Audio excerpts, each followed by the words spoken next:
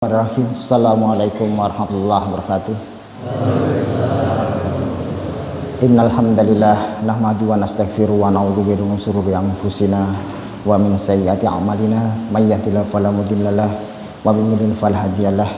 Asyhadu an la ilaha illallah wahdahu la syarikalah wa asyhadu anna Muhammadan abduhu wa rasuluhu la nabiyya ba'da. Jamaah salat subuh yang insyaallah senantiasa Allah berkahi. Pertama-tama dan yang paling utama, marilah kita senantiasa memanjatkan rasa syukur kita atas berjuta-juta kenikmatan yang Allah berikan kepada diri kita. Lebih-lebih nikmat iman, Islam serta sehat, sehingga setelah Allah matikan kita dalam beberapa jam tadi malam, Allah kembali bangunkan kita, dan alhamdulillah Allah mudahkan kita untuk bersujud di hadapannya sebagai rasa syukur kita atas kenikmatan-kenikmatan itu semua. Karena kita tahu sedekat-dekat hamba dengan Rabb-nya adalah di saat kita bersujud. Dan kita tahu pula bahwasanya apa yang kita alami saat ini adalah hanya sementara belaka, yang insya Allah ujung-ujungnya adalah kematian itu sendiri. Oleh karena itulah maka sudah selayaknya dan sepantasnya lah rasa syukur itu senantiasa ada dalam diri kita masing-masing, karena Allah masih beri kesempatan kita untuk senantiasa bersujud di hadapannya. Sholawat dan salam semoga senantiasa tercurahkan kepada manusia yang paling mulia di muka bumi ini, yang kita meyakini sepenuhnya hanya dengan mengikuti jejak langkah beliaulah maka kehidupan yang sementara ini dengan permasalahan hiruk pikuknya yang ada di dalamnya, kita akan selamat itu semua. Lebih-lebih kehidupan di akhirat kelak, yakni Rasulullah Muhammad SAW beserta keluarga beliau, para sahabat beliau, dan semoga kita yang rawuh pagi hari ini di majelis ilmu di Masjid Al-Ikhlas ini adalah layak nantinya untuk singgah di telaga beliau dan meminum air telaga beliau di saat semua orang mencari telaga itu. Bapak Ibu sekalian yang insya Allah senantiasa Allah rahmati, alhamdulillah di tengah-tengah hiruk pikuknya virus corona dan dirintik-rintiknya hujan, pagi hari ini saya dapat bersilaturahmi dengan Bapak Ibu sekalian untuk yang kedua kalinya, yang mana saat itu adalah sholat isya, habis ba'da isya, sekarang subuh harus mencari lagi Google Map-nya di mana gitu Bapak sekalian. Dan saya juga, semoga tidak hujan deras. Kalau hujan deras saya tidak datang. Bapak sekalian, pagi hari ini kita untuk mencoba menengok kembali terkait dengan sirah nabawiyah. Betapa pentingnya sirah itu Bapak Ibu sekalian bagi perjalanan hidup kita selaku seorang muslim, sirah nabawiyah maupun sirah sahabat. Karena dengan belajar sirah itu hati yang mati menjadi hidup kembali. Kenapa begitu Bapak Ibu sekalian? Ya, kita tahu bahwasanya Rasulullah Muhammad SAW adalah manusia biasa pula seperti kita. Demikian juga para sahabat. Lebih-lebih para sahabat Bapak Ibu sekalian, karena wahyu Al-Qur'anul Karim sebagai petunjuk kehidupan kita dalam menempuh kehidupan di dunia ini turun bersama mereka. Mereka juga manusia biasa, kadang punya masalah. Dengan istri juga ada yang cemburu, dengan pekerjaan juga kadang tidak makan, kadang tidak makan. Itu yang dialami para sahabat pula. Tidak cuma kita saat ini yang hidup di zaman sekarang. Dan solusi mereka ada di Al-Quranul Karim itu sendiri. Sehingga dengan belajar sirah itu, yang awalnya hati kita merasa mungkin dengan permasalahan kehidupan yang ada kita menjadi agak loyo, agak galau, maka dengan belajar sirah itu semangat pula hati kita bahwasanya para sahabat pun insya Allah dulu juga mengalami hal-hal yang tidak berbeda jauh dengan apa yang kita alami. Dalam kesempatan pagi hari ini Bapak Ibu sekalian, saya akan coba menyampaikan, belajar bersama dengan Bapak Ibu sekalian terkait dengan perang Badar dan perang Uhud. Semoga waktunya cukup. Kalau tidak cukup maka perang Badar saja. Perang Uhudnya nanti ditunda. Dua perang yang sangat istimewa, terutama perang Badar Bapak Ibu sekalian, yang terjadi pada 2 Hijriah, 2 tahun setelah Rasulullah Muhammad hijrah ke Madinah. Perang ini sangat istimewa karena beberapa hal, yang nanti satu-satunya perang yang Allah turun langsung dalam hal untuk kemenangannya. Dan kalau kita ingat 212 itu apa? Depannya Pak P. Yang di Jakarta itu loh, Neno Warisman. Nah, doanya Neno Warisman itu kan doanya Rasulullah di saat perang Badar. Nanti kita lihat bagaimana suasana kebatinan yang ada di perang Badar itu, maka nanti kita akan bisa memahami. Bapak Ibu sekalian, latar belakang dari perang Badar adalah di saat Abu Sufyan membawa dagangannya menuju Syam. Syam itu terletak di sebelah utara dari Mekah Bapak Ibu sekalian. Jadi perjalanannya mesti melewati Madinah. Ya, Syam itu sekarang menjadi negara-negara Palestina, Suriah, ya, Yordan. Nah, itu adalah negara-negara Syam. Ya. Sehingga kita tahu itu terletak di sebelah utara dari Mekah, di sebelah utara dari Madinah. Sehingga di awal-awal Islam kita tahu pula kiblat umat Islam itu ke Masjidil Aqsa, ke arah utara. Maka kalau jenengan tindak ke Madinah, jenengan akan melewati, meskipun kadang kita tidak turun, Masjid Qiblatain, masjid yang mempunyai 2 kiblat, yakni ke arah utara dan ke arah selatan. Jadi kalau kita di Madinah sholatnya nggak menghadap ke barat Bapak Ibu sekalian, madhepe ngidul. Oke, jadi kalau kita di Madinah sholat kita itu menghadap ke selatan itu. Ya, jadi karena Mekah berada di selatan Madinah. Jadi saat itu Abu Sufyan membawa dagangan yang sangat luar biasa,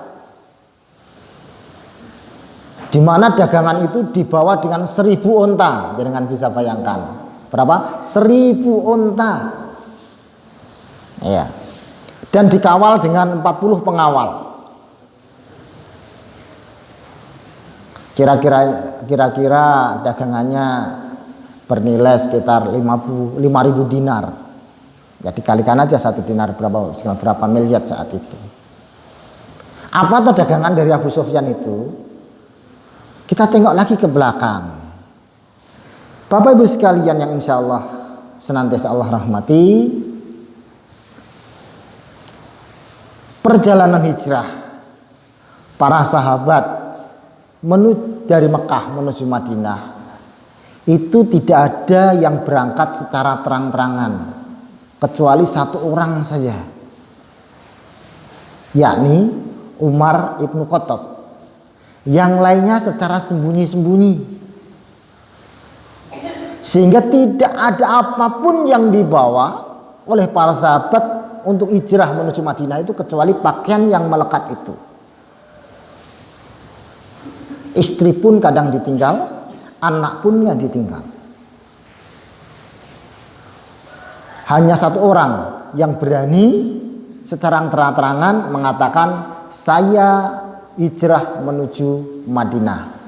Siapa yang ingin istrinya jadi janda, anaknya jadi yatim, maka halangilah aku untuk berangkat menuju Madinah. Itu hanya 1 orang, Umar ibnu Khattab.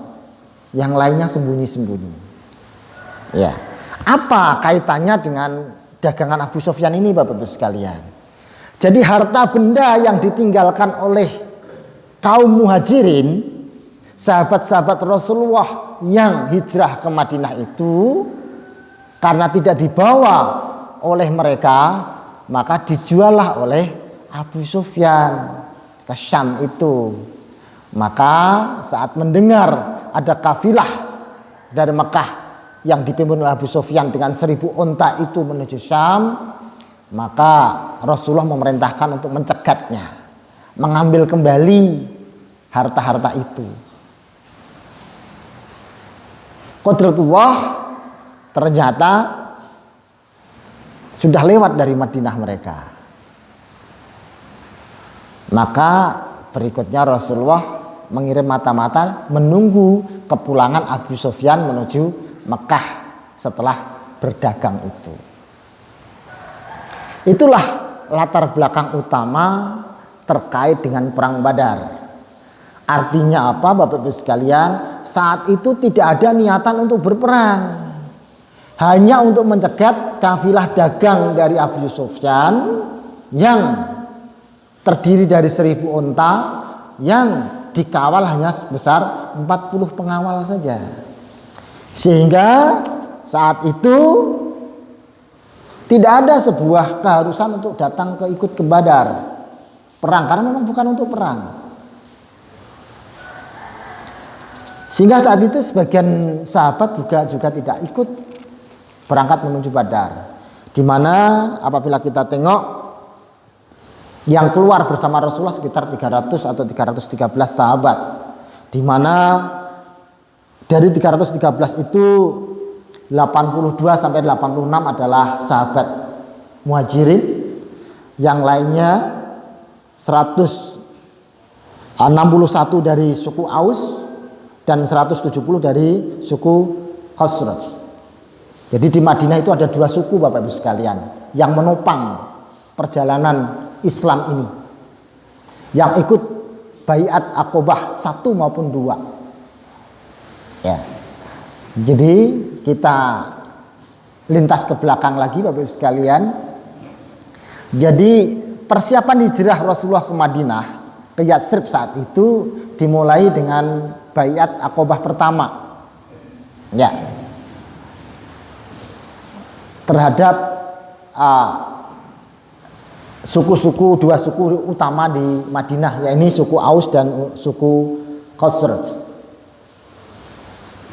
Yang pertama hanya 7 orang saja, namun di musim haji berikutnya ada 86 orang yang datang ke Mekah dan berbaiat kepada Rasulullah Muhammad SAW. Jadi asal muasalnya tidak untuk berperang, hanya sekedar untuk mencegat, untuk mengambil kafilah dagangnya daripada Abu Sufyan. Bapak Ibu sekalian, di mana toh sebenarnya letak Badar itu?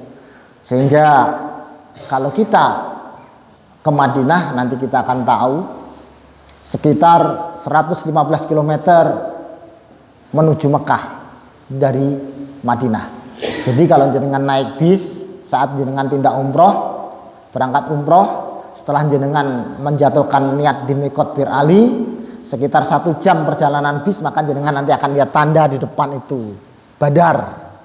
Nah, jadi sekitar 130 km dari Madinah. Ya, tapi biasanya kalau sudah sampai dekat-dekat itu jamaah sekalian pada tidur. Setelah bertalbiyah sebentar maka tidur, sehingga tidak tahu mana Badar. Jadi Bapak sekalian,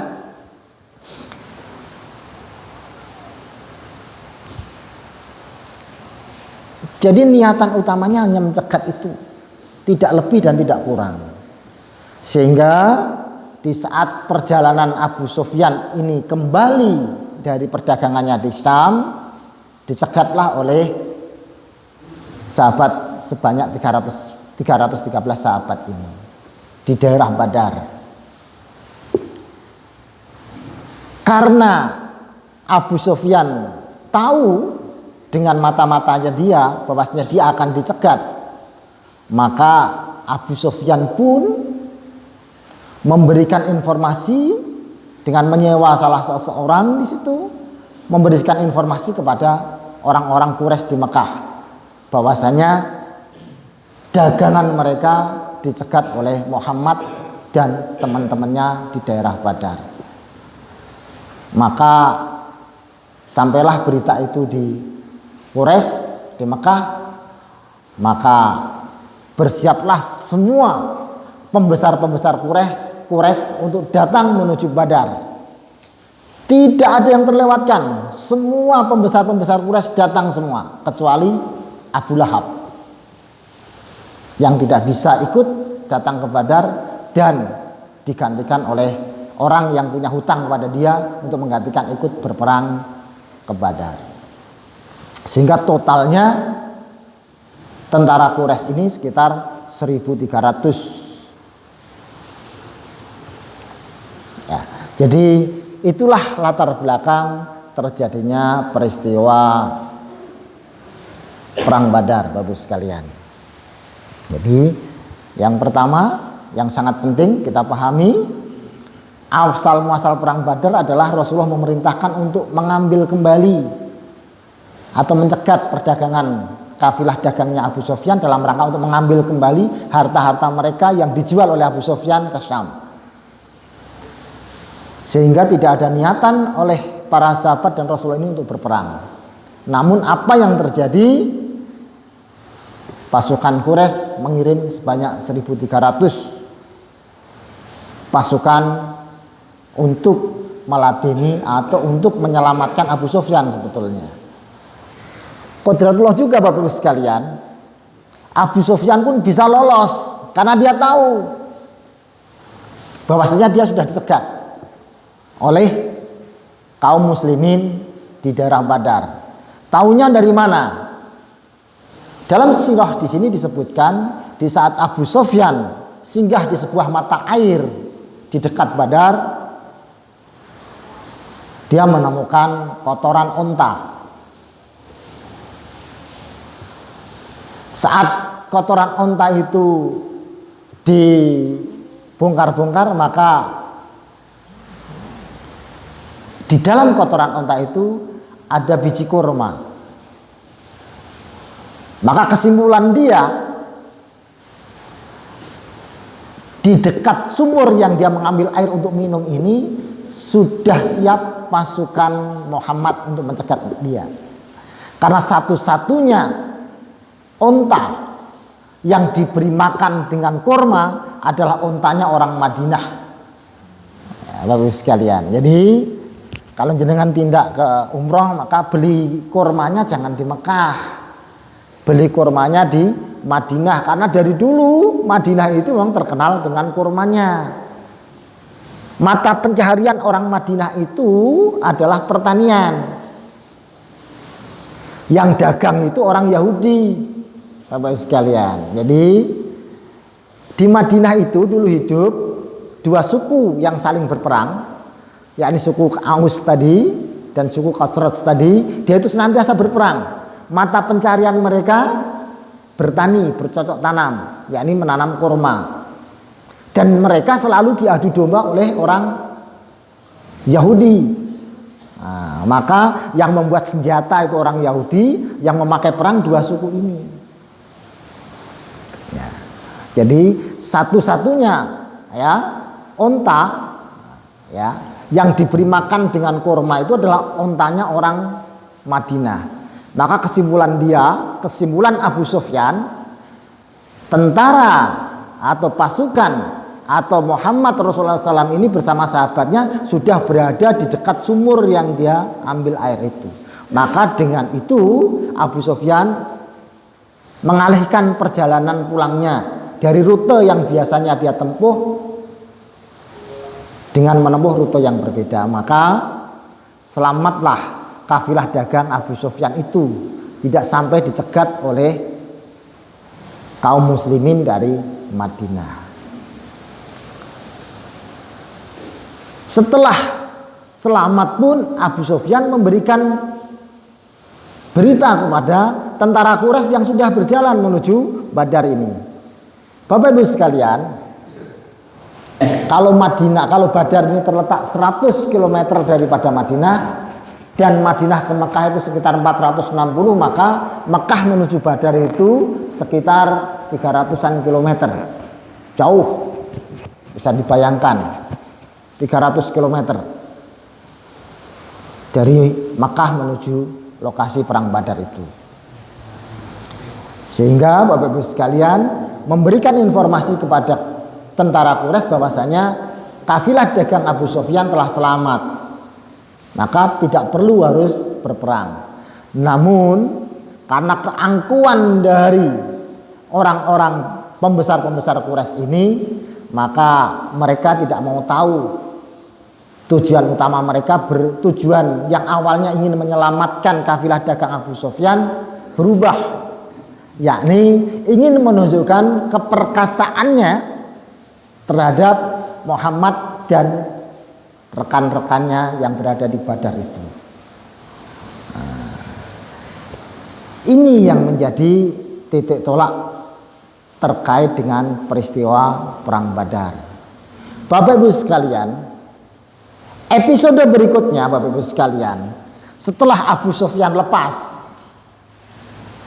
dan ternyata tentara Quraisy juga sudah berada di dekat Badar, maka disinilah timbul sebuah kegalauan,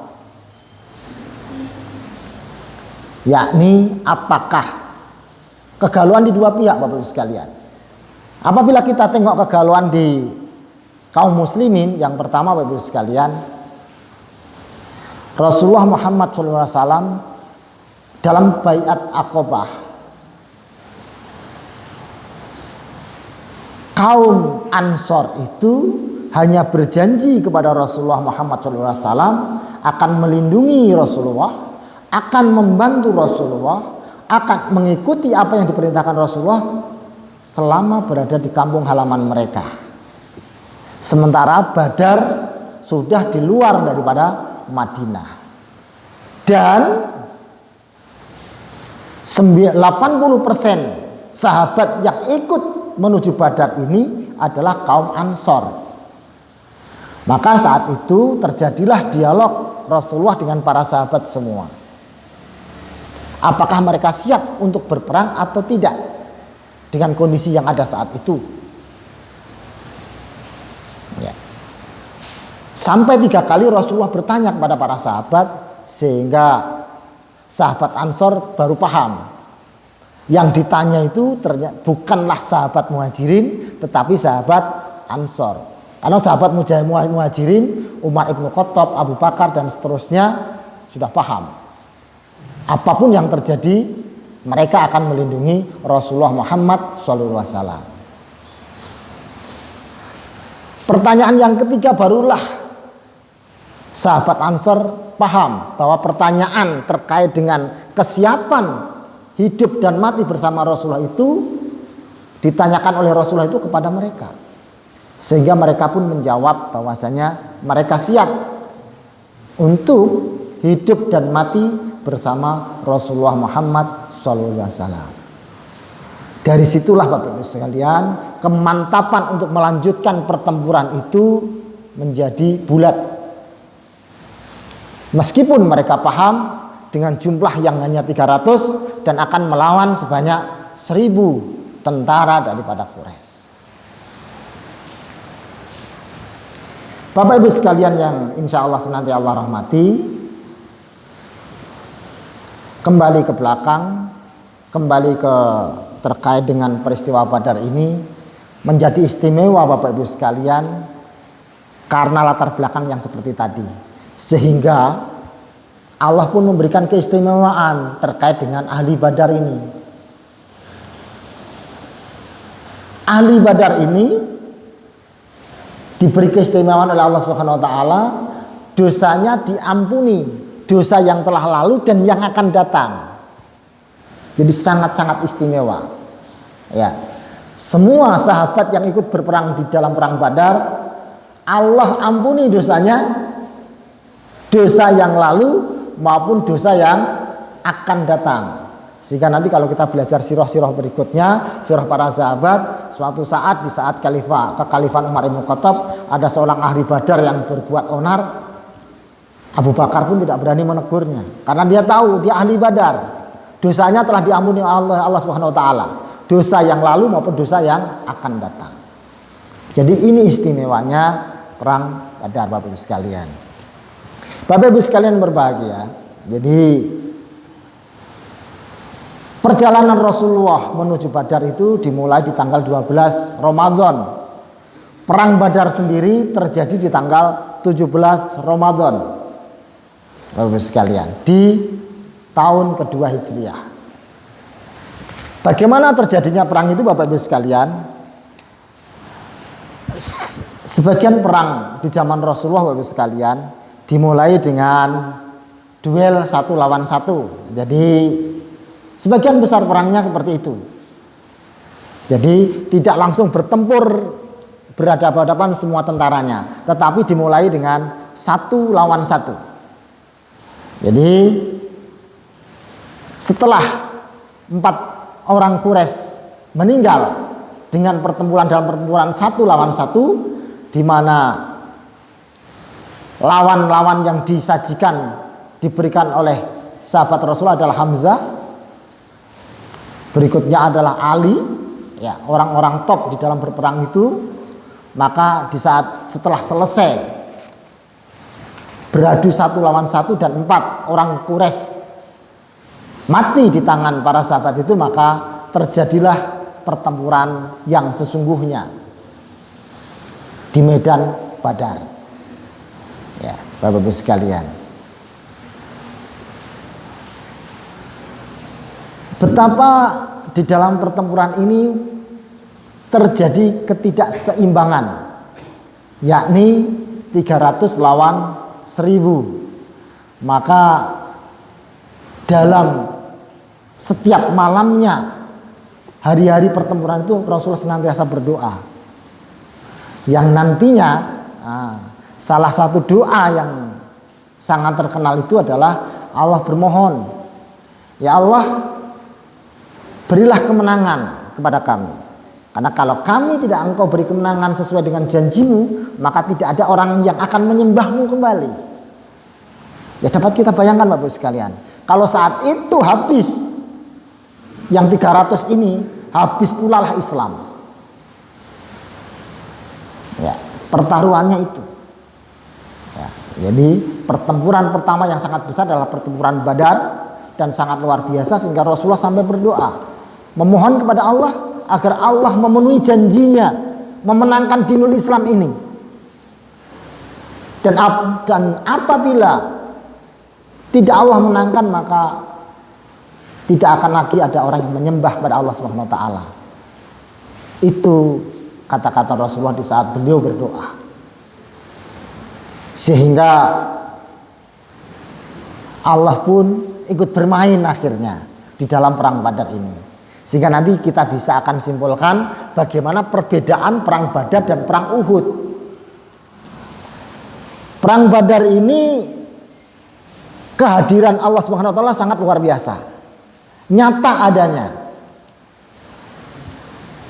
Ya, sehingga di akhir perang Badar ini ada 12 sahabat yang gugur sebagai syuhada, sementara di kafir Quraisy ada sekitar 70 orang yang meninggal,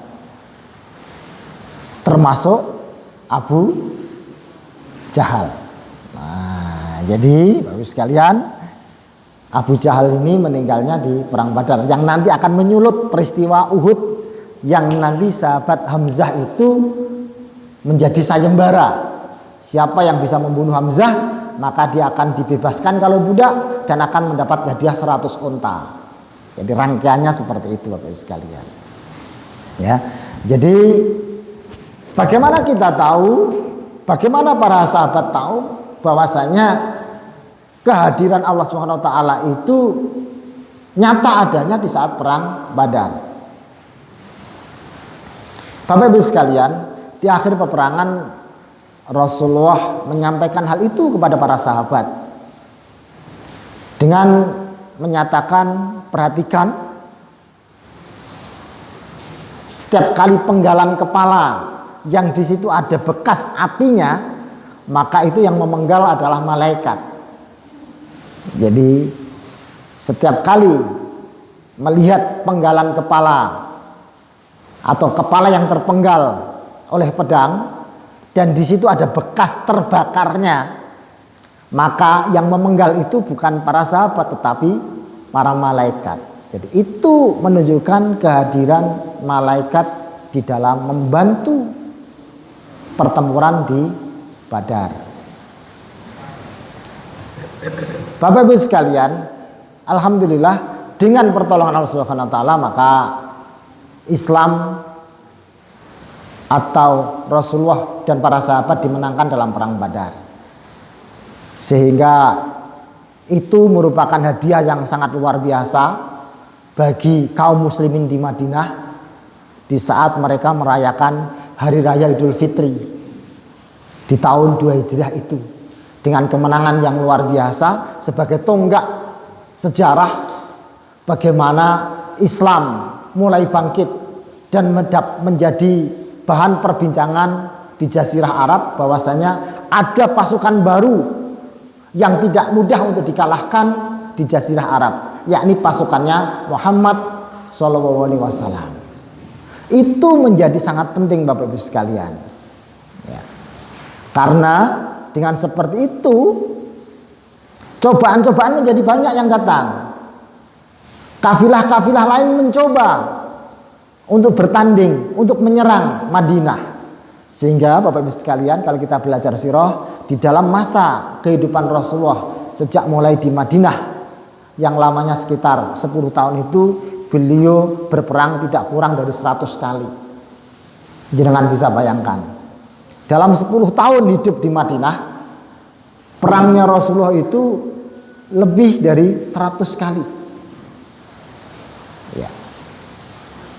Yang perang-perang besar kita ketahuilah, perang Badar, perang Uhud, perang Khandaq ya, perang Khaybar dan seterusnya Bapak Ibu sekalian. Jadi peristiwa Badar ini menjadi sangat penting kita ketahui, kita pahami, karena ini disajikan di dalam Al-Qur'anul Karim, diangkat oleh Allah Subhanahu wa taala di dalam Al-Qur'anul Karim sebagai tonggak sejarah bagi kebangkitan kekuatan Islam yang pertama untuk berdakwah, berikutnya Bapak Ibu sekalian menata kehidupan di Madinah dengan kekuatan yang sangat luar biasa, yang nantinya di dalam perjalanan-perjalanan berikutnya akan dicoba kembali oleh orang-orang kafir Quraisy maupun orang munafik maupun orang Yahudi dengan perang-perang yang lebih besar. Yang terakhir adalah di perang Parit